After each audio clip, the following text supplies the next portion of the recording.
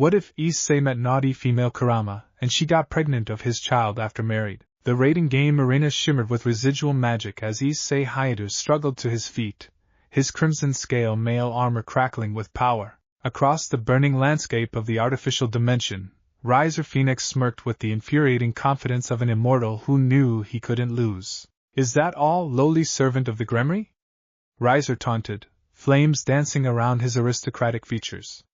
Even with your sacred gear, you're nothing more than a reincarnated devil playing at being strong. Why don't you accept reality and let me marry Rias-sama?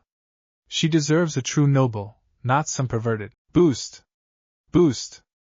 Boost! Issei's roar of defiance cut through Riser's monologue as the Welsh dragon's power surged through his body. He'd been training for months for this moment, pushing himself to the absolute limit to save Rias from this arranged marriage. The green jewels on his armor glowed with increasing intensity, as Drake's power multiplied again and again. Partner, something's wrong, Drake's ancient voice rumbled in his mind.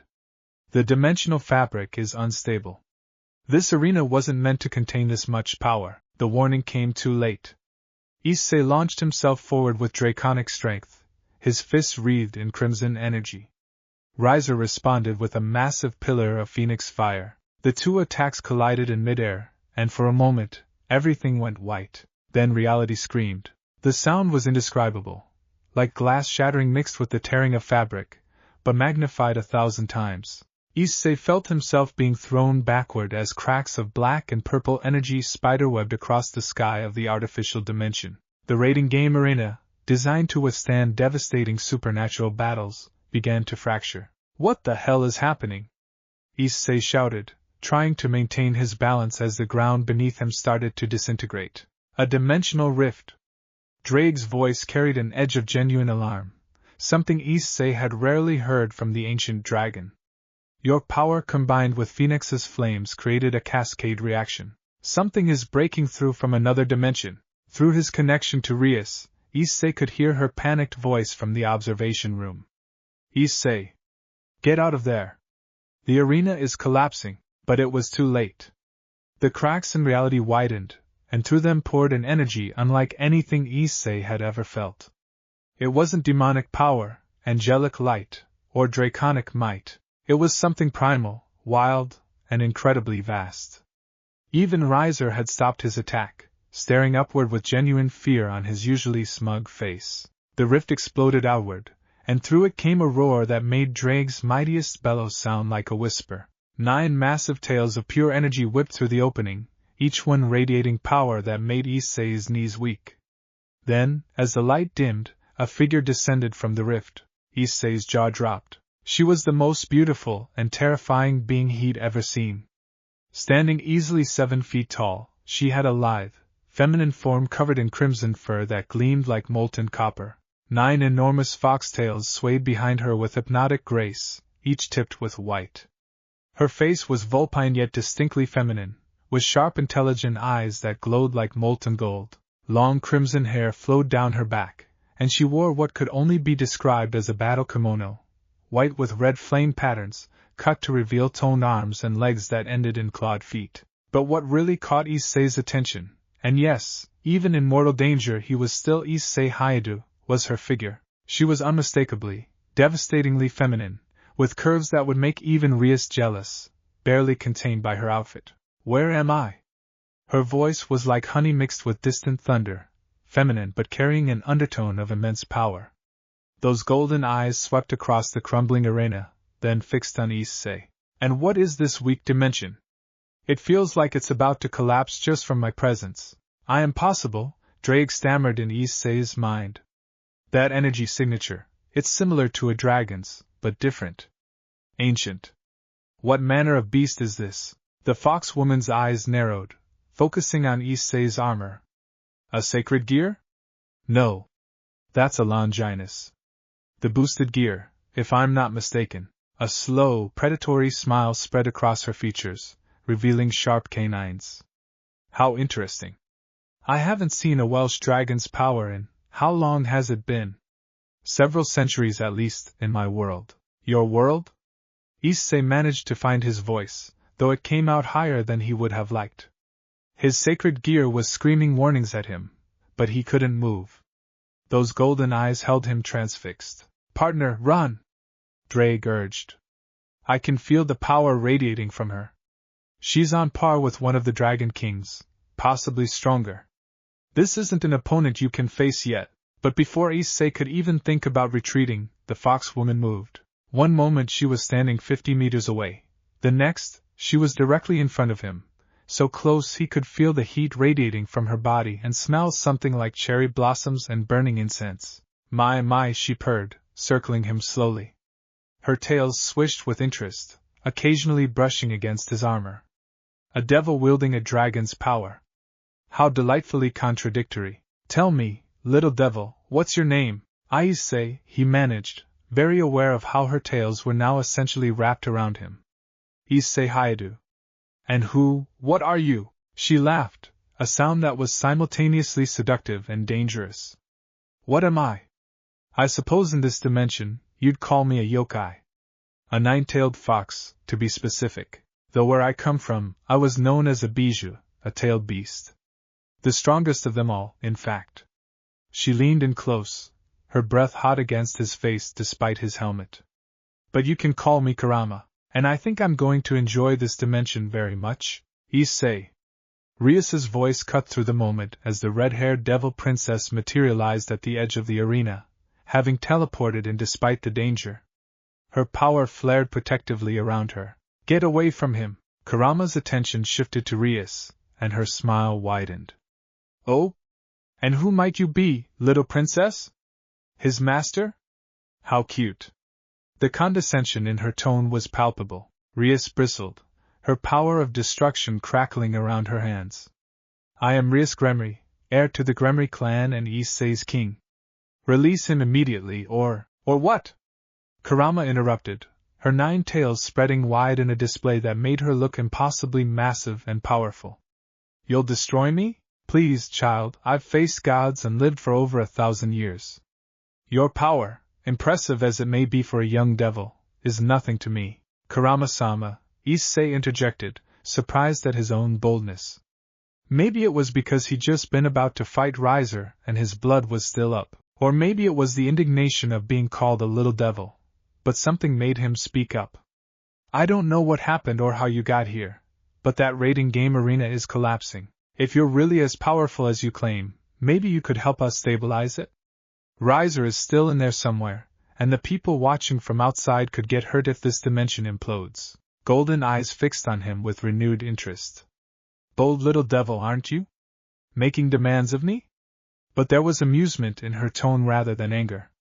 Very well, consider it a gift for being the first interesting thing I've encountered in far too long. Kurama raised one clawed hand, and suddenly her yuki, that primal, wild energy, exploded outward. But instead of destroying, it wove through the cracks in reality like thread through cloth. Issei watched in awe as the dimensional rifts sealed themselves, the collapsing arena stabilizing under her power. It was effortless for her, like a human sealing a paper bag. There, she said, lowering her hand. Your little pocket dimension is stable. Primitive construction, though. Whoever made this didn't account for power surges. Typical devil work, all flash, no substance. Before Rias could respond to the insult, the air shimmered and Sirzechs Lucifer himself appeared, his crimson hair and eyes marking him as Rias's brother. His usually jovial expression was serious as he assessed the situation. I am Sirzechs Lucifer, one of the 4 great Satans, he announced, his power radiating with barely contained intensity. Unknown entity, I must ask you to explain your presence in our dimension and your intentions. Kurama regarded him with interest, her head tilting slightly. A Satan? How quaint. You're stronger than the princess here, I'll give you that. You might actually survive a few minutes against me. She yawned, showing those sharp teeth again. As for my intentions, I have none. Your dimension and mine collided due to these two's power clash. The rift pulled me through against my will. Whether I stay or return depends entirely on how interesting I find it here. That's not really an answer, Sirzechs said diplomatically. Perhaps we could discuss this in a more controlled environment?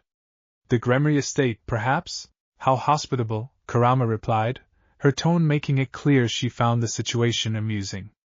But I think I'd rather stay with this one. She pointed a clawed finger at Issei. He intrigues me. That dragon power mixed with devil energy. And there's something else there too. Something he hasn't awakened yet. Absolutely not, Rias declared, stepping between them.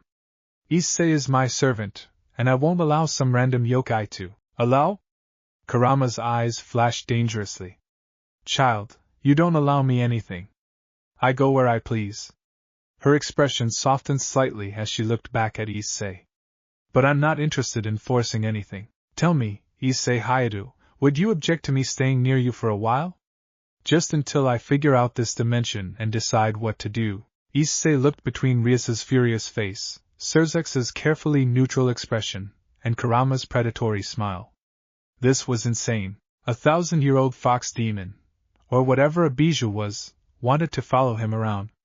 His life was complicated enough with the peerage, training, school, and now this disaster of a raiding game, but something in those golden eyes called to him. Loneliness. Despite her power and confidence, he recognized that look. It was the same one he'd seen in Asia's eyes when she'd first arrived, lost and alone in a strange place. Partner, this is a terrible idea, Drake warned. I know, Issei thought back. But when has that ever stopped me? All right, he said aloud. You can stay near me, Kurama.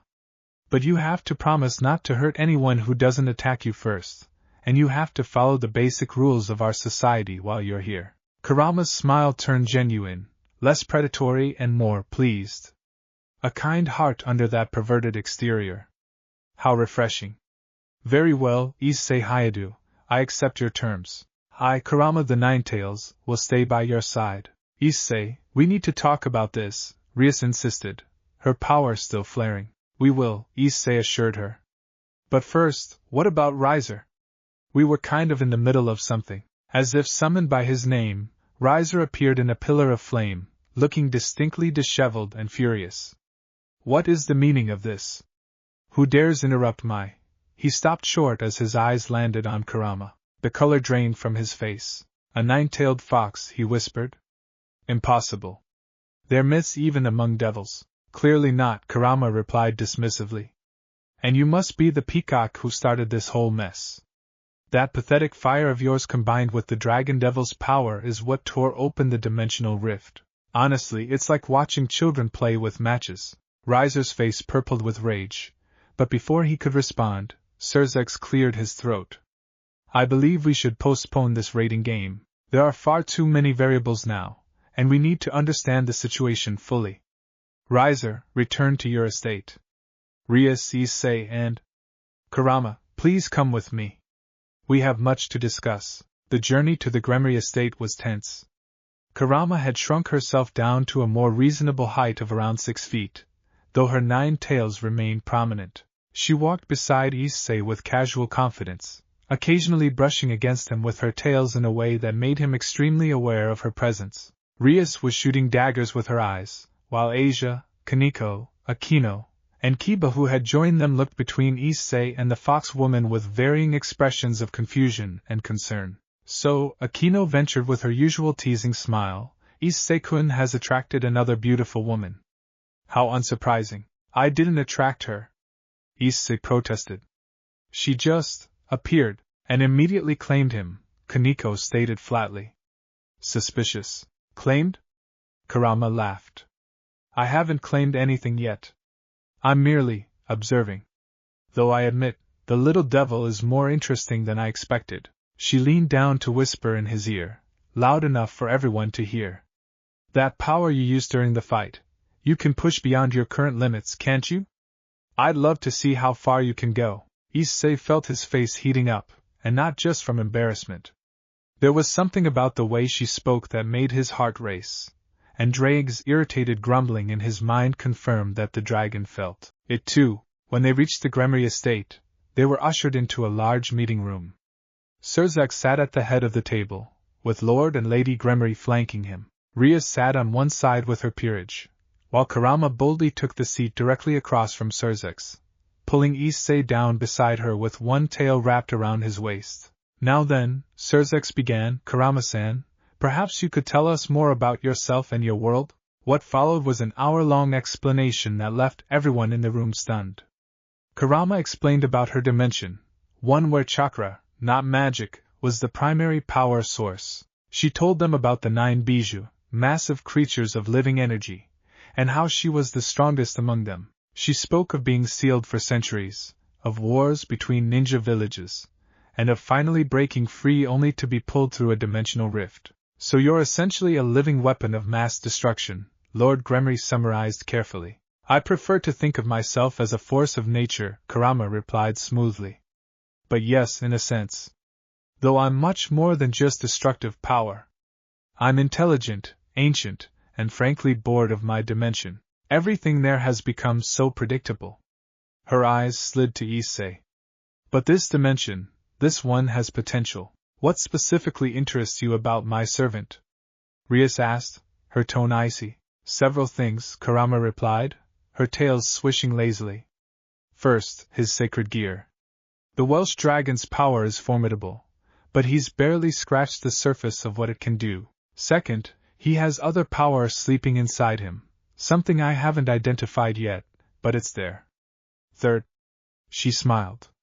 He's honest. He looked at me, a being that terrified everyone else in that arena, and his first thought after the initial shock was concern for others' safety. That's rare. Worth investigating. You make it sound like I'm some kind of science experiment, Issei muttered. Not at all, Kurama assured him, her tail squeezing gently around his waist. You're far more interesting than any experiment. You're a mystery I want to solve. She leaned closer. And I think you feel it too. That pull between us. Dragon and beast, devil and demon. We're not so different, you and I. Issei couldn't deny it. There was something about her presence that felt right. Like a puzzle piece clicking into place, despite how insane that sounded. This is highly irregular, Lady Gremory interjected.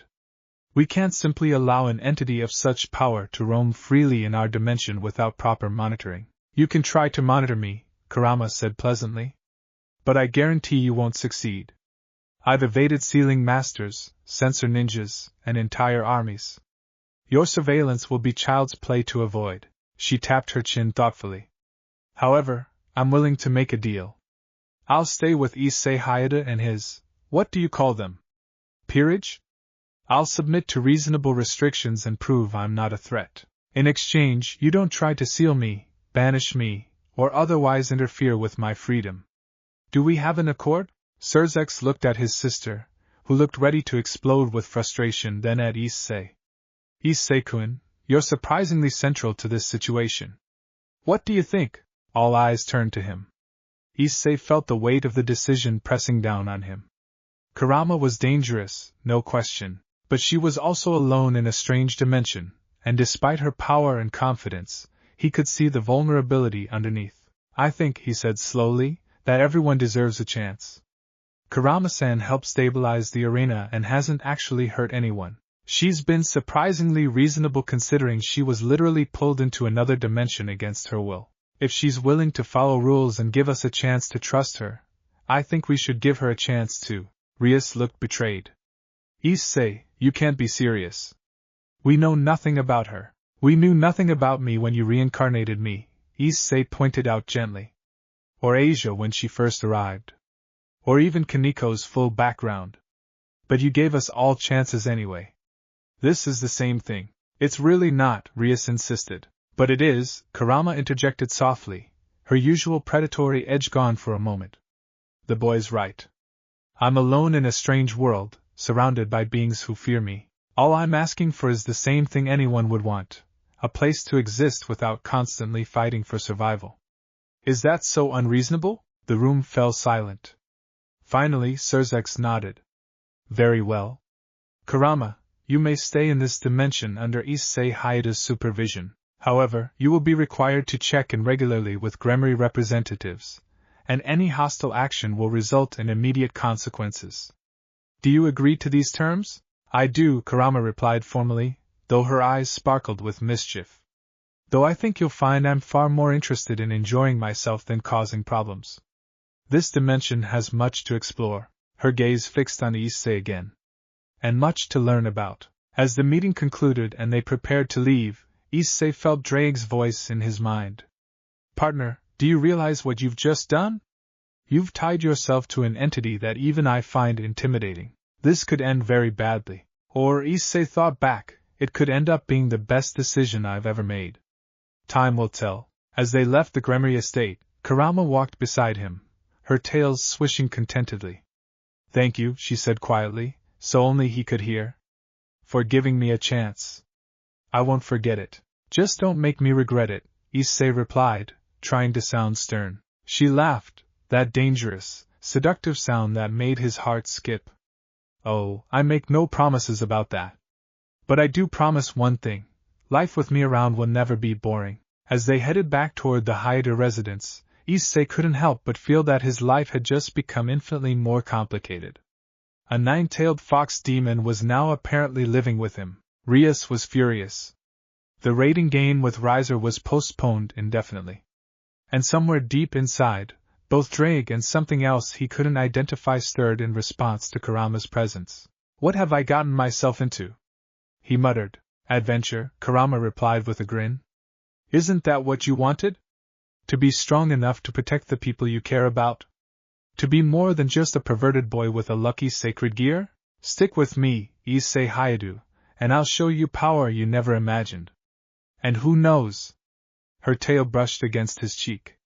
Maybe we'll both find something we didn't know we were looking for. As they walked through the night, either noticed the ancient presence stirring deep within Issei's sacred gear, something beyond Drake, something that recognized Kurama's energy and responded to it. The convergence of dragon, devil, and beast had begun, and it would change not just their lives, but potentially all three of their worlds. The moon hung full and red overhead, as if blessing, or warning, of the unlikely bond that had just been forged. The Hayada household had never been so chaotic. Absolutely not, Issei's mother exclaimed, though her eyes sparkled with barely concealed delight. Issei, you can't just bring home another beautiful girl without warning. What will the neighbors think? Mom, it's not like that, Issei started, but Kurama smoothly interrupted. Mrs. Hayadu, I apologize for the sudden intrusion, the fox woman said, bowing with perfect grace. She transformed her appearance slightly. Her fox ears were hidden, and her 9 tails had somehow compressed into what looked like an elaborate sash around her waist. She now wore a simple but elegant red kimono that somehow made her look both traditional and impossibly alluring. Your son kindly offered me shelter when I found myself without a home. I promised to earn my keep and not be a burden. Issei's mother melted instantly. Oh, you poor dear. Of course you can stay. Any friend of Issei's is welcome here. She shot her son a knowing look, though I'm starting to wonder if I should be worried about how many beautiful girls seem to gravitate toward my son. Mom! Issei's face burned red. It's his kind heart, Kurama said with a smile that didn't quite reach her calculating golden eyes. He can't seem to help attracting those in need. As his mother bustled off to prepare the guest room, the one that had been empty since his father's extended business trip, Issei turned to Kurama with a mixture of exasperation and suspicion. What are you playing at? He asked quietly. That whole innocent act was no act, Kurama replied, her voice dropping to a purr. I am grateful for your hospitality. But that doesn't mean I can't have fun with the situation. She moved closer, and even in her more human form, she radiated predatory sensuality. Tell me, Issei Hayadu, are you always this nervous around beautiful women? Or is it just me? I'm not nervous, he protested, even as he took an unconscious step backward. I'm just cautious. You're a 1,000-year-old demon fox who could probably level a city without breaking a sweat. Probably? She laughed, a sound like wind chimes mixed with distant thunder. Definitely. But I told you, I'm not interested in destruction right now. I'm interested in... Her eyes raked over him in a way that made his sacred gear pulse with uncomfortable heat. Exploration. Partner, she's toying with you, Drake rumbled in his mind. And enjoying it far too much. Be careful. Before Issei could respond, the door burst open and Asia rushed in, her green eyes wide with concern. Issei-san. Is it true? There's a powerful yokai living here now? She stopped short as she saw Kurama, and her expression shifted to one of wonder mixed with trepidation. "Oh my, you're beautiful. How sweet," Kurama said, examining the former nun with interest. "And you are?" "Asia Argento," the blonde girl replied, moving protectively closer to Issei. "I'm one of Issei-san's, his bishop." "His bishop," Kurama repeated, her tone making it clear she understood the implications. "How interesting. A former servant of God now serving a devil. This dimension has such delicious ironies." She circled Asia slowly, her hidden tales creating ripples in the air that only Issei could sense. "And you're in love with him? How transparent." Asia's face turned scarlet. "That's not—" "Please," Kurama interrupted gently. "I'm over 1,000 years old. I can read emotions like humans read books." "You love him. So does your king, that red-haired princess. Probably others too." She glanced at Issei with amusement. "You've built quite the harem without even realizing it, haven't you?" "It's not a harem," Issei protested for what felt like the millionth time in his life. "They're my friends. My comrades. Whatever helps you sleep at night," Kurama replied, settling onto the couch with feline grace. "But here's what I find fascinating. With all these beautiful women around you, throwing themselves at you in their own ways, you remain somehow innocent. Perverted, certainly. I've seen your magazines." She ignored his mortified expression. "But innocent nonetheless. You haven't actually acted on any of these feelings, have you?" The silence that followed was answer enough. "Interesting," Kurama mused. "Most men with a fraction of your opportunities would have taken advantage long ago. But you're waiting for something. True connection, perhaps? Or are you just terrified of ruining what you have?" "Both," Issei admitted quietly, surprising himself with his honesty. There was something about Kurama's directness that cut through his usual defenses. "These girls, they're important to me. If I mess things up by being selfish, I could lose them. I couldn't handle that." Kurama's expression softened slightly. "And there it is. That kindness again. You'd rather suffer loneliness than risk hurting those you care about." She stood and moved toward him with deliberate slowness. "But what if I told you that sometimes, taking what you want isn't selfish? That denying your desires is its own form of cruelty, to yourself and to those who desire you?" She was close now, close enough that Issei could smell that cherry blossom and incense scent again. Her hand reached up, clawed fingers gently tracing the line of his jaw. "What if I told you," she continued, her voice dropping to barely above a whisper, "that I'm going to seduce you, Issei Hayato? Not through trickery or magic, but honestly and openly. Because unlike these other women who dance around their feelings, afraid to claim what they want, I know exactly what I desire." "And what's that?" Issei managed to ask, his voice embarrassingly hoarse. "You," she replied simply.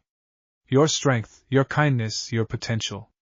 That delicious mixture of dragon, devil, and something else that calls to the beast in me. I want to see how far you can go, how powerful you can become. And yes," her smile turned wicked, "I want to know what it's like to lie with a man who carries the soul of a dragon." "Kurama-san!" Asia gasped, scandalized. "Oh hush, little nun," Kurama said without looking away from Issei. "I'm being honest, which is more than the rest of you have been. At least I'm not hiding behind propriety, and hoping he'll make the first move." She finally stepped back, releasing Issei from her intense gaze.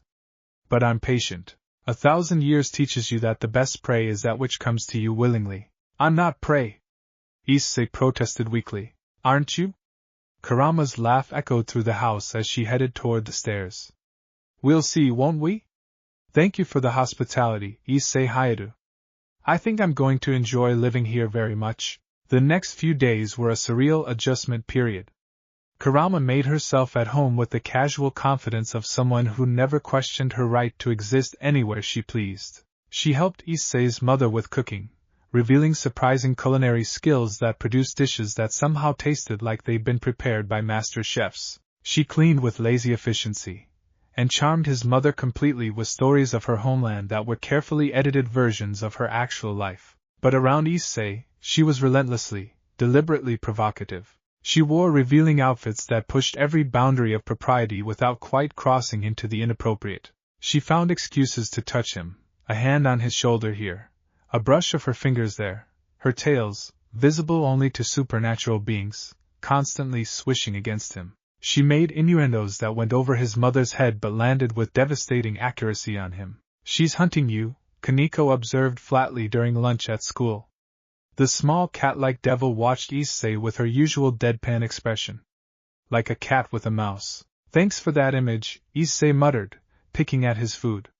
Kurama had packed his lunch that morning, a bento box that was almost too beautiful to eat, and had caused every guy in the classroom to stare with envy.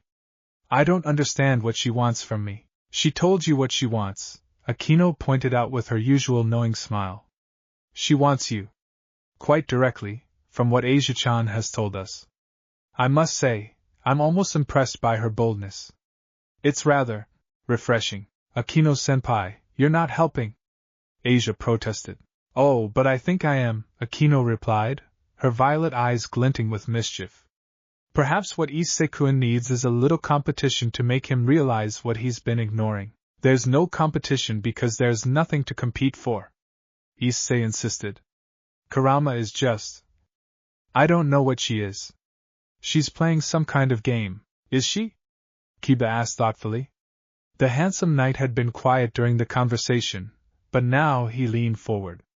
From what I've observed, Issei, she's being remarkably honest. She states her intentions clearly, acts on them openly, and doesn't hide behind pretense. That's not really a game, that's just directness that makes the rest of us uncomfortable. Whose side are you on? Issei demanded. Yours, Kiba assured him. But I think you need to ask yourself why her attention bothers you so much. Is it because you don't want it? Or because you do, and that frightens you? Before Issei could formulate a response, his phone buzzed with a message from Rias. Emergency meeting. Occult Research Club. Now, when the peerage assembled in the clubroom, they found Rias pacing like a caged cat, her crimson hair practically crackling with agitation. Akino stood by the window with her usual serene expression, but even she looked concerned. We have a problem, Rias announced without preamble. Several, actually, all related to our resident fox demon. What's she done? Issei asked, suddenly worried that Kurama had caused some international incident. Nothing directly, Rias admitted. But her presence is causing ripples. The Yukai faction is demanding to meet with her. Apparently, nine-tailed foxes are legendary even among them, and they want to know if she's friend or foe. The fallen angels are interested in her power. And worst of all, the Cows Brigade has been making inquiries. The Cows Brigade? Issei felt cold dread settle in his stomach. The terrorist group? The same, Rias confirmed. They collect powerful beings. A nine-tailed beast with power comparable to a dragon king would be quite the prize for them. Let them try, Dre grumbled. That fox would tear them apart. That's not the point, Rias continued. The point is that Kurama's presence is destabilizing things. We need to get her under control, establish clear boundaries, and... You want to put a leash on her, Issei interrupted, his voice flat. Control her. Just like what was done to her in her own dimension. Rias blinked, taken aback by his tone. Issei, I'm trying to protect everyone, including her. If she doesn't show some restraint, she's been nothing but restrained. Issei found himself standing, his voice rising. She could have leveled the raiding game arena. She could have refused all your conditions. She could be anywhere in the world right now doing whatever she wants, but instead, she's living in my house, following your rules, and not causing any trouble. And you want to put more restrictions on her? Since when did you become her defender? Rias demanded, her own temper flaring. A week ago, you didn't even know she existed. Now you're taking her side over mine? I'm not taking sides. Issei shot back. I'm trying to be fair. You taught me that, Rias. You told me that everyone deserves to be judged by their actions, not their nature. So why doesn't that apply to Kurama? The room fell silent. Even Akino looked surprised by Issei's outburst. You care about her, Rias said quietly, and there was something broken in her voice. Already? After just a few days, Issei faltered, his anger deflating as he saw the hurt in Rias's eyes. I care about doing the right thing. That's all, is it? Rias asked. Or is it that she offers you something I never could? Power without strings attached? Honesty without complications? Bucho, that's not fair. None of this is fair. Rias's power exploded outward, cracking the windows. I saved you, Issei. I gave you a new life. And now this creature appears and suddenly I'm the villain for wanting to protect what I've built. Rias Bucho, Akino interjected gently, her hand on her king's shoulder. Perhaps we should discuss this when emotions aren't so high. But before Rias could respond, the temperature in the room dropped 20 degrees. The shadows in the corners deepened, and an overwhelming presence filled the space, ancient, powerful, and distinctly displeased. Kurama materialized from the darkness itself, her 9 tails fully visible and radiating barely contained fury. She was no longer in her humanoid form but her true form, 7 feet tall, covered in crimson fur, and absolutely terrifying. Did you just, she said, her voice like ice over steel, call me a creature? As if I'm some pet that wandered into your territory? Kurama-san, please, Issei started. No, she interrupted, her golden eyes fixed on Rias. Let's be clear about something, little princess. I am Kurama, the 9-tailed demon fox. I have raised nations, battled gods, and survived over a millennium of imprisonment. I am not some wild beast to be tamed or controlled. Her power surged, pressing down on everyone in the room. I chose to stay here, to follow your rules, to give this dimension a chance. But do not mistake courtesy for weakness. Then why did you stay? Rias demanded, standing her ground despite the pressure. If you're so powerful, so free, why attach yourself to my servant? Because Kurama's form shifted, compressing back into her humanoid shape, though her tails remained visible. Unlike you, he didn't see me as a threat to be managed or a weapon to be used. He saw me as a person who needed help. She moved to stand beside Issei, and her voice softened. You're afraid, Gremory? Afraid that you're losing control of your peerage, of Issei specifically. But here's the truth, you never controlled him. He chose to follow you out of gratitude and loyalty. But gratitude isn't love, and loyalty isn't ownership. How dare you, Rias began, but Kurama cut her off. I dare because I'm the only one in this room willing to say what everyone's thinking. You want him. He wants you. But neither of you will admit it because you're both terrified of what that means. So you dance around each other, playing at master and servant, while his power grows beyond your ability to guide it, and your frustration eats you alive. She turned to Issei, and her expression was almost gentle. As for you, little dragon, you need to decide what you want, not what you think you should want, not what makes everyone else comfortable, but what you actually desire. Because power without purpose is just noise, and purpose without honesty is just delusion. What I want, Issei said slowly, his mind racing, is for everyone to stop fighting. Rias, I'm sorry if I made you feel like I was choosing Kurama over you. That's not what this is about. But Kurama's right about one thing, we do need to be honest with each other. He took a deep breath, feeling like he was about to jump off a cliff. I care about you, Rias. I have since the day you reincarnated me. But I also care about Asia, and Akino, and Kaneko, and yes, even Kurama now. I don't know what that means or what to do about it, but I'm tired of pretending these feelings don't exist. Issei. Rias's anger faded, replaced by something vulnerable. And Kurama, Issei continued, turning to the fox woman, I appreciate your honesty.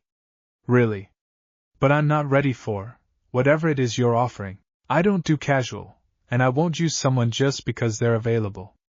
If you want something from me, it has to mean something. Kurama studied him for a long moment, then smiled, and for the first time, it was completely genuine, without any predatory edge. You really are something special, aren't you? Most men would have jumped at the chance, consequences be damned. But you. She reached out, placing a clawed hand over his heart.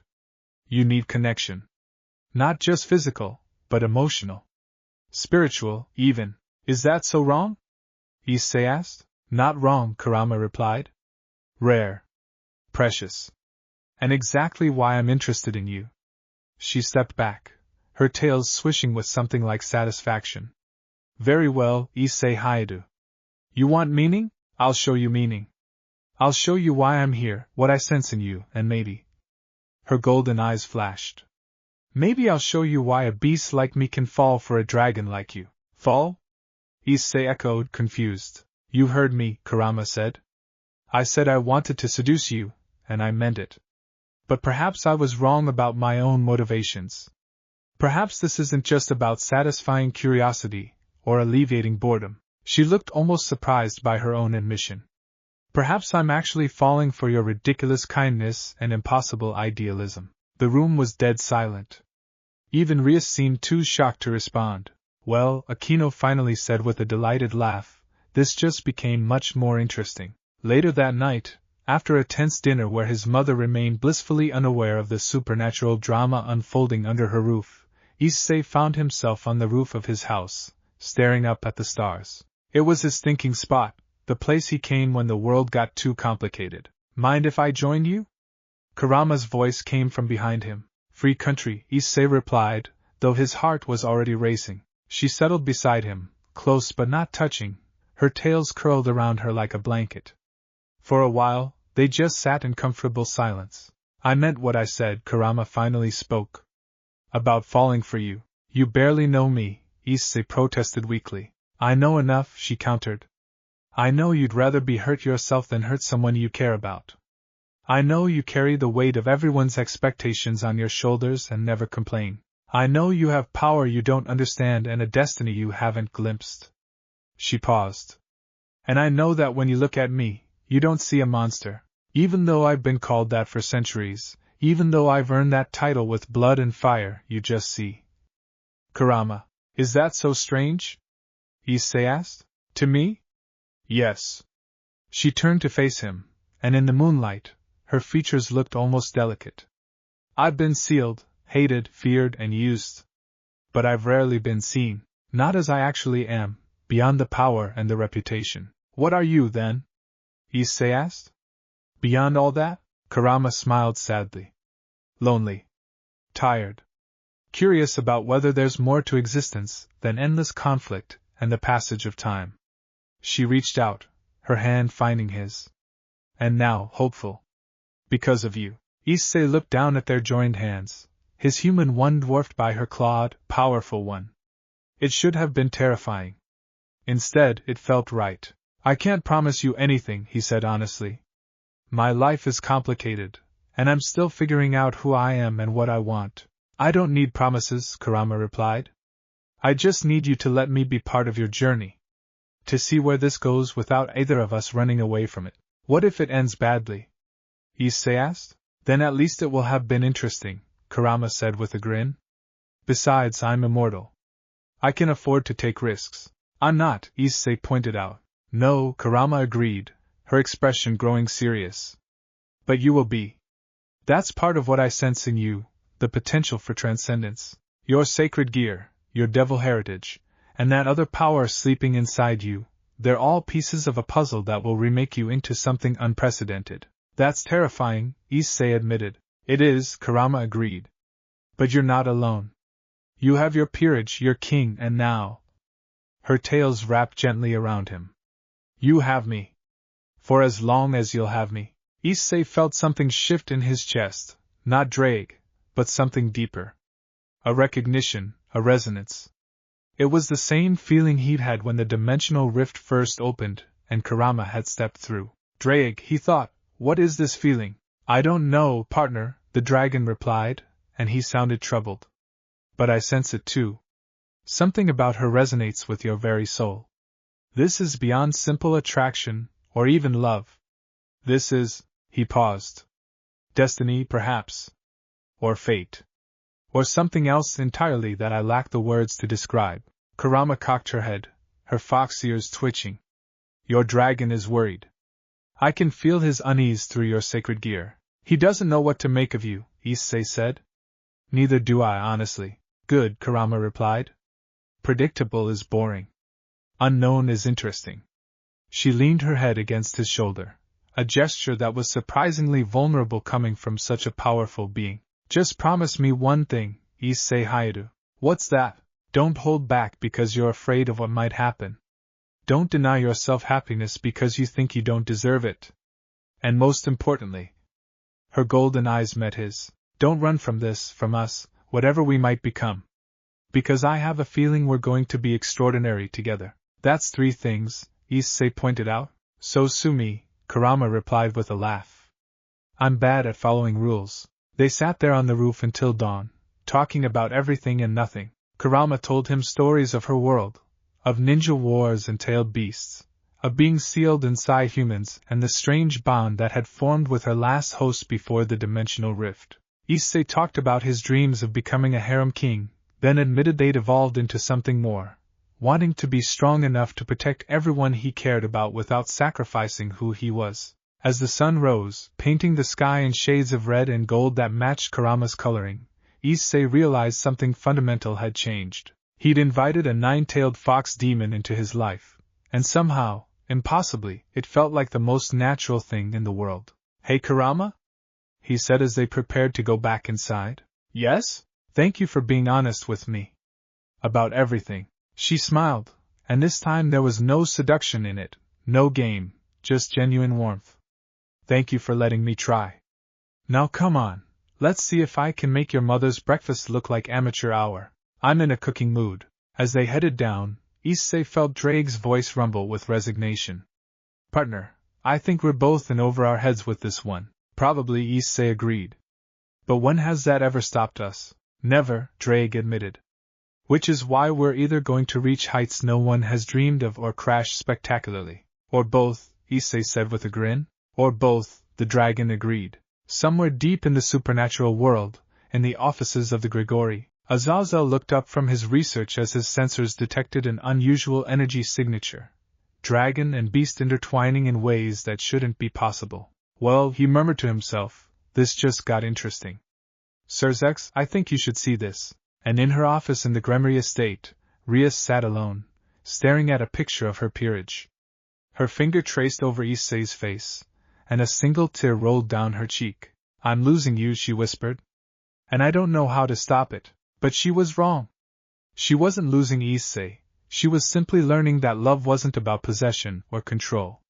It was about letting people grow, even if that growth took them to places you couldn't follow. The real question was whether she'd realize that before it was too late. 3 months had passed since Kurama's arrival, and the supernatural world was still adjusting to the reality of a 9-tailed Biju living among devils. Issei stood in the training ground behind the Haida residence, a space that Kurama had expanded using her Yuki to create a pocket dimension similar to a raiding game arena, but far more stable. Sweat poured down his face as he pushed his sacred gear to its limits, the crimson armor of his balance breaker crackling with increasingly powerful energy. Again, Kurama commanded from where she lounged on a conjured throne of crystallized Yuki. You're still hesitating at the moment of impact. Your dragon's power wants to be unleashed, but your devil body is holding it back. I'm trying. Issei gasped, launching another devastating punch at the training dummy, a construct that Kurama assured him could withstand nuclear blasts. The dummy cracked but didn't shatter. It's like there's a wall I can't break through. Because there is, Kurama replied, standing with fluid grace. Her 9 tails swished behind her as she approached, and Issei still felt his breath catch every time she moved. Over the past months, her presence had become as natural as breathing, yet he'd never gotten used to her otherworldly beauty. The wall is in your mind, little dragon. You're afraid of your own power. I'm not afraid, Issei protested. Liar, Kurama said, but there was no malice in it. She reached out, placing her hand over his chest where his sacred gear pulsed. You're terrified. Every time your power grows, you remember that explosion that killed you in your previous human life. You remember how easily power can destroy. So you hold back, even unconsciously. How do you know about that? Issei asked quietly. He'd never told her the details of his death and reincarnation. Your dragon told me, Kurama replied simply. Drake and I have been conversing. He's quite chatty once you get past the gruff exterior. Partner!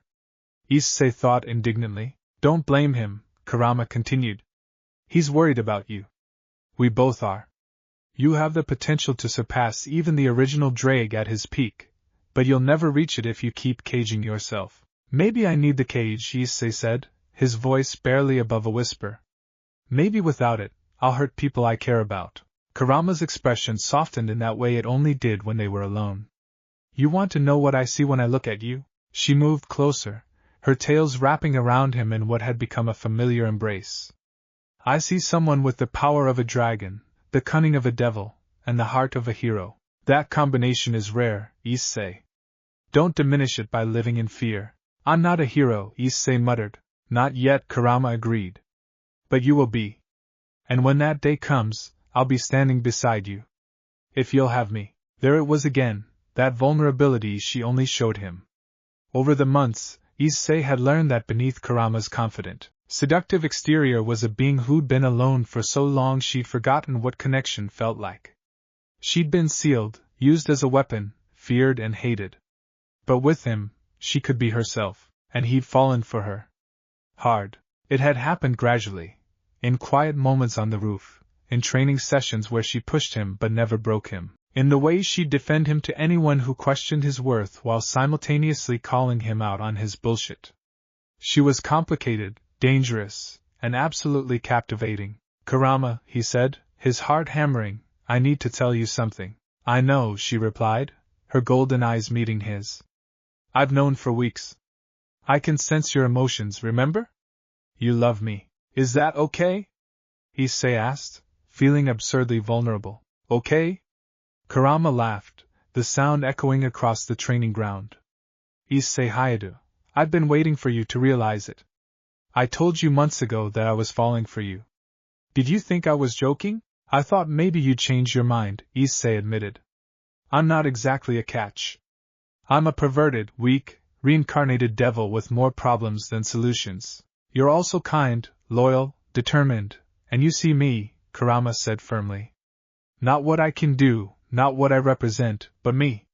Do you have any idea how rare that is? Her tails tightened around him. I've lived over 1,000 years, Issei.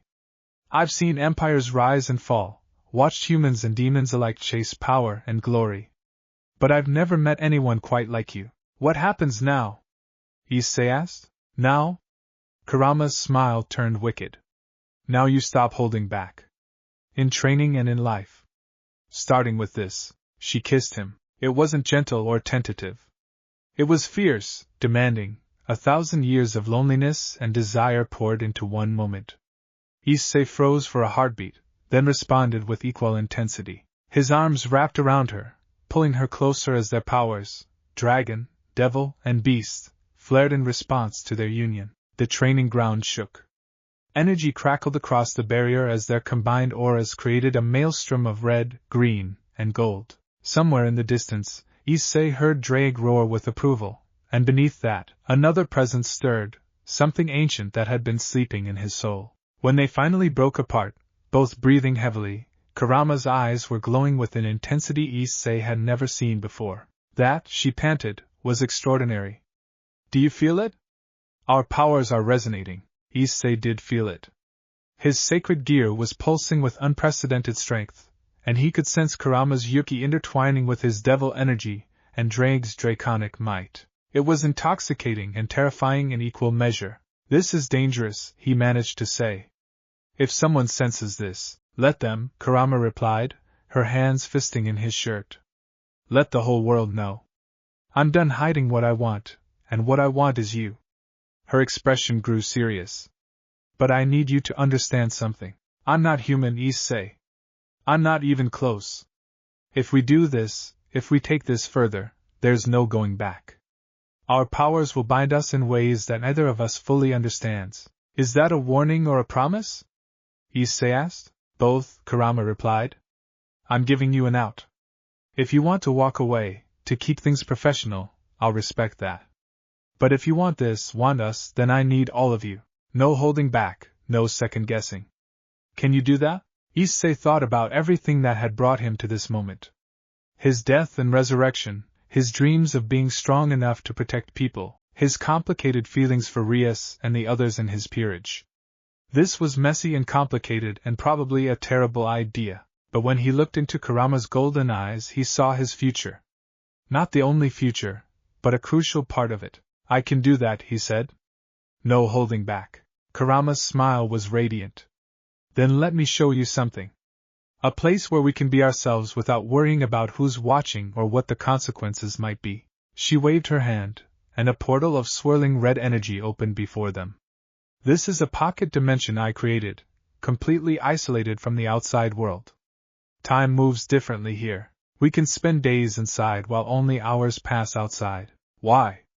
Issei asked. Because what comes next requires privacy, Kurama replied, taking his hand. And patience. And trust. Are you willing? Issei squeezed her hand in response and stepped through the portal. The pocket dimension was beautiful. It resembled a Japanese garden at sunset, with cherry blossoms perpetually falling and a small traditional house overlooking a peaceful pond. The sky was painted in shades of red and orange that matched Kurama's coloring. You made all this? Issei asked in wonder. I had a lot of time to think over the past months, Kurama replied, leading him toward the house. This is how I imagined the home would be. Peaceful. Safe. Somewhere we could just exist without the weight of expectations. Inside the house was a single large room with traditional tatami mats, sliding doors that opened to the garden, and a low table where tea was already prepared. It was intimate and perfect. Kurama, Issei started, suddenly nervous. I should tell you I'm not exactly experienced with. I know, Kurama interrupted gently. And I don't care. This isn't about experience, Issei. This is about connection. She guided him to sit at the table, then settled across from him. Let me tell you a story first. About why this matters so much. She poured tea with careful precision, and Issei noticed her hands were trembling slightly, the first time he'd ever seen her nervous. When I was sealed inside my last host, Kurama began, I spent years hating him. He was a child, loud and obnoxious, and I was trapped inside his body like a prisoner. But slowly, over time, I began to understand him. His loneliness, his determination, his refusal to give up no matter how many times the world knocked him down. She smiled sadly. He reminded me of you, actually. That same stubborn kindness. What happened to him? Issei asked. He freed me, Kurama replied. Not from the seal, that was impossible. But from my hatred. He made me want to be better, to be more than just a weapon of mass destruction. And then the dimensional rift tore me away before I could tell him, before I could thank him. She looked up at Issei, and there were tears in her golden eyes. I've been alone my entire existence. Even when sealed inside humans, I was always separate, always other. But you don't see me as other, you see me as equal. As partner. As someone worth loving, Issei finished quietly. Yes, Kurama whispered.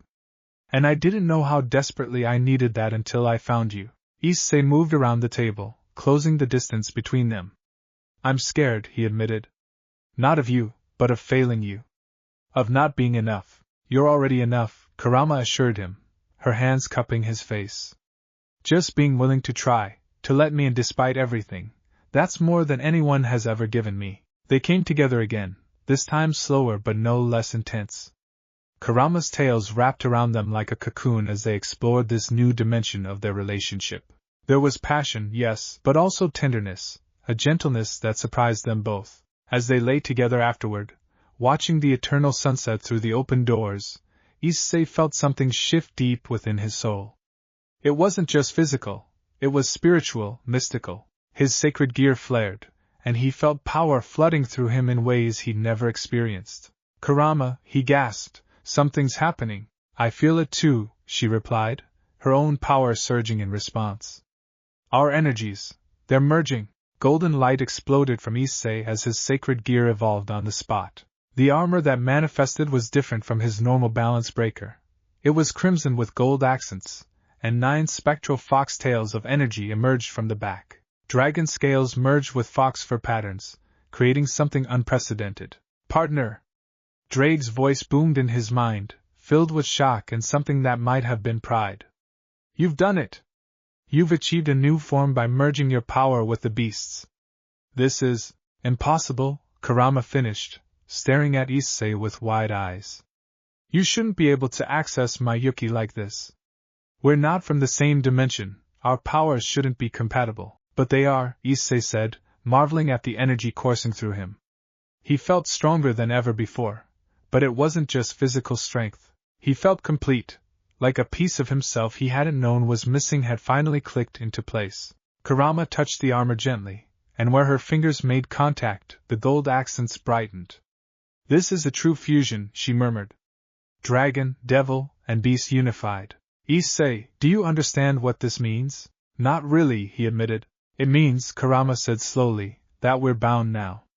Not by magic or sealing, but by choice and power. Our souls are intertwined." She looked at him seriously. "This is permanent.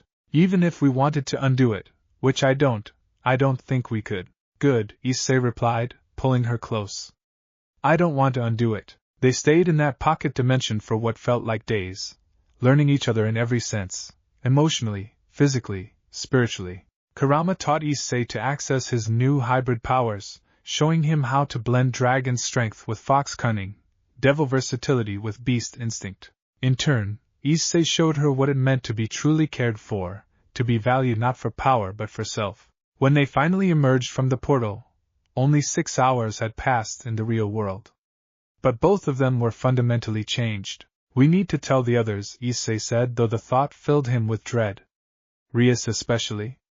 She deserves to know." "She already knows," Kurama replied, pointing toward the house where Rias stood at the window, her expression unreadable. "She's been watching the energy signatures. Everyone in the supernatural world felt that surge when our powers merged." "Shit," Issei muttered. "Indeed," Kurama agreed. "But we face it together. No holding back, remember?" They walked toward the house hand in hand, ready to face whatever consequences awaited them. The barrier to the training dimension dissipated behind them, and as they crossed the threshold into the real world, Issei felt the weight of what they'd done settle onto his shoulders. He'd bonded with a 9-tailed Biju. He'd achieved a new form that combined 3 legendary power sources.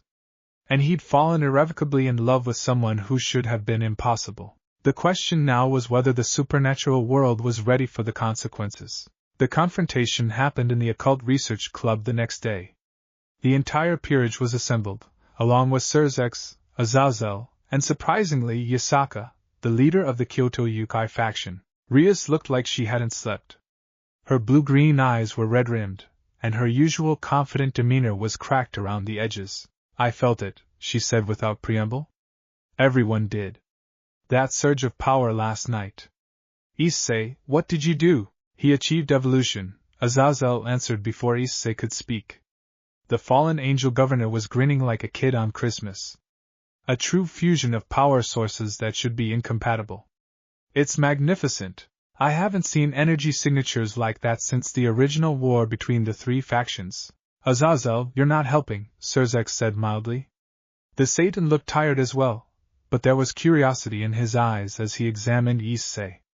"Issei-kun, can you show us this new form?" Issei looked at Kurama, who nodded encouragingly. Taking a deep breath, he called upon his sacred gear, and the transformation that followed made everyone in the room step back. The hybrid armor manifested in all its glory. Crimson dragon scales merged with patterns of golden fox fur. 9 spectral tails of energy flowed from his back, and his power radiated with an intensity that made even Sirzechs take notice. "By Lucifer's name," the Satan breathed. "That's not just a balance breaker evolution. That's a complete merger of power sources. It is called Senji Miraa." Drake's voice emanated from the armor, though it sounded different, layered with hints of something more feral. "The union of Crimson Dragon and Golden Fox. A form born not from conflict but from harmony and intimacy," Yasaka added, her 9 foxtails swishing behind her as she studied the armor with knowing eyes. "This level of power fusion only occurs when 2 beings connect on every level, physical, emotional, spiritual. You 2 made it." The room exploded into chaos. "What?" Rias's power detonated outward, cracking the walls. "Issei, tell me she's wrong. Tell me you didn't." "I can't," Issei interrupted, forcing himself to meet her eyes despite the pain he saw there. "Because she's right. Kurama and we're together now." "Truly together?" Asia gasped, her hands flying to her mouth. Kaniko's expression remained neutral, but her cat-like eyes narrowed. Akino looked fascinated and perhaps a bit jealous. Kiba just sighed like he'd expected this. How could you? Rias demanded, and her voice cracked.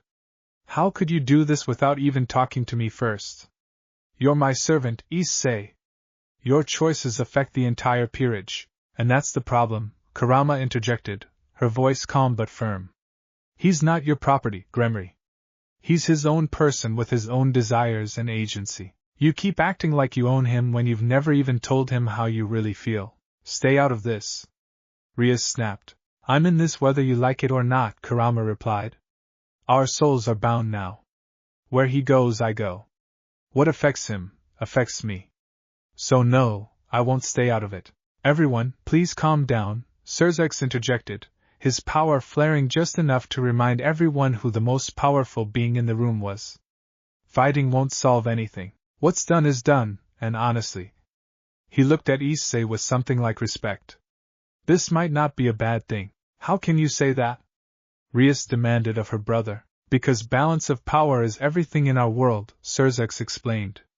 The three factions have been in uneasy peace since the war ended. But tensions are rising, the Cow's brigade grows stronger, and rumors of Ophus's movements have us all on edge.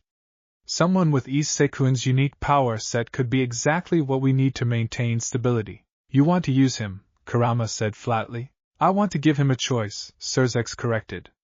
But yes, his power makes him valuable. Especially now that he can access Yuki in addition to his dragon and devil abilities. What about what I want? Issei asked, surprising himself with the force in his voice. I'm tired of being a piece on everyone's chessboard. I made my choice. I chose Kurama, and I'd make the same choice again, even knowing it would hurt me? Rias asked quietly. Issei felt his heart break a little. Rias, I never wanted to hurt you. But I can't live my life based on what might upset someone else. You taught me to be stronger, to take control of my destiny. This is me doing that, by running into the arms of the first woman who offered you direct affection? Rias shot back. That's not fair, Asia spoke up, surprising everyone. The usually meek former nun stood, her green eyes flashing with uncharacteristic anger. Kurama-san didn't trick Issei-san or manipulate him. She was honest from the start about what she wanted. More honest than any of us have been. She looked at Rias. Including you, Rias-sama? Asia. Rias looked stunned. I love Issei-san too, Asia continued, her voice trembling but determined. I've loved him since he saved me. But I never told him because I was afraid. Afraid of rejection, afraid of changing things, afraid of not being enough. And now... She looked at Issei and Kurama. Now I see that fear cost me my chance. But I'm happy for him, because he deserves to be loved openly, without games or politics. The room fell silent. Issei felt moisture in his eyes at Asia's words. Asia, he started, but she shook her head. It's okay, she assured him with a sad smile. I just want you to be happy. Even if it's not with me. This is getting too emotional, Azazel interjected. Let's focus on practicalities. Issei, you've bonded with a Biju from another dimension and achieved a hybrid form. That makes you a target. The Cow's Brigade, the old Satan faction, even some of the more aggressive gods will want to either recruit or eliminate you. Let them try, Kurama growled, her 9 tails manifesting. Anyone who threatens what's mine will learn why I'm called a calamity. That's the other issue, Yasaka spoke up. Kurama, you're now technically bound to a devil. That complicates your status among yokai. Some will see this as a betrayal of your nature. My nature is my own to define, Kurama replied coolly. Not theirs. I'm not disagreeing, Yasaka said with a smile. Just warning you of the political complications. Though I must say, I'm impressed. It's been centuries since anyone achieved a true power fusion. The last recorded instance was during the war between the Shinto and Buddhist pantheons. What happened to them? Issei asked. They became legends, Yasaka replied. Their power grew to rival the gods themselves. Of course, they also attracted attention from every faction that feared their strength. Their lives were complicated. Great, Issei muttered. So we're basically going to have targets on our backs forever? Probably, Kurama agreed cheerfully. But look on the bright side. Life will never be boring. I hate you sometimes, Issei said without heat. No, you don't, Kurama replied with a grin. You love me. You said so. I'm standing right here, Rias said through gritted teeth. We know, Kurama said, her expression softening slightly. And for what it's worth, Gremory, I don't want to replace you. Issei values you too much for that. I'm not asking him to choose between us, I'm just claiming my place beside him. There's room for both of us in his life, if you're willing to share. Share? Rias looked torn between fury and something that might have been hope. You want me to share my servant with you? I want you to stop thinking of him as your servant, and start seeing him as your equal, Kurama corrected. He's not a piece you own, Rias Gremory. He's a partner who chooses to stand with you. There's a difference. Rias stared at her for a long moment, then looked at Issei. Really looked at him, seeing not the perverted boy she'd reincarnated but the young man he'd become. A man who just bonded with one of the most powerful beings in existence, and stood before her without apology. When did you grow up? She asked softly. Gradually, Issei replied. And then all at once. I'm sorry I didn't talk to you first, Rias. But I'm not sorry for what I did. Rias took a shuddering breath, and for a moment, Issei thought she might cry. Then she straightened her shoulders, and some of her usual confidence returned. Fine, she said. You want to be treated as an equal? Then prove it. The rating game with Riser has been rescheduled for next month. Show me that this new power of yours is worth the complications it's causing. Win that game, save me from that engagement, and maybe. She paused. Maybe I'll consider forgiving you. I'll do more than win, Issei promised. I'll dominate. Riser won't know what hit him. Good, Rias replied. Then softer, and Issei? Congratulations. On finding someone who makes you this determined to be stronger. Even if I wish it had been me. The honesty in her words hit him harder than any attack could have. Rias, don't, she interrupted. Just, give me time. To adjust. To figure out how I fit into this new dynamic. Can you do that? Of course, Issei assured her. As the meeting broke up and people began to leave, Issei felt Kurama's hand slip into his. That went better than expected, she murmured. Did it? Issei asked. I feel like I just destroyed everything. You didn't destroy anything, Kurama corrected. You just changed it. Growth requires change, even when it's painful. Your king will adapt. They all will.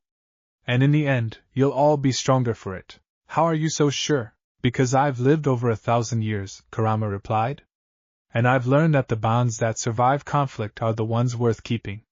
Your peerage will survive this. The question is who you'll all become on the other side.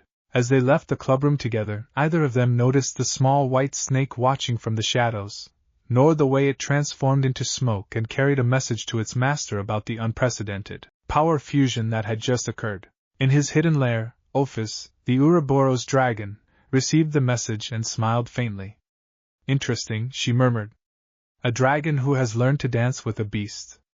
This changes things. And in another dimension entirely, a young ninja with bright blue eyes and whisker marks on his cheeks suddenly gasped as he felt a familiar presence through a connection he thought was severed. Kurama? He whispered. But how? The wheels of fate were turning, and Issei Hayate's decision to love a nine-tailed fox was about to have consequences that spanned multiple dimensions. But for now, as he walked home hand in hand with Kurama, watching the sunset paint the sky in shades of crimson and gold, Issei allowed himself a moment of peace. Whatever came next, they would face it together. No holding back.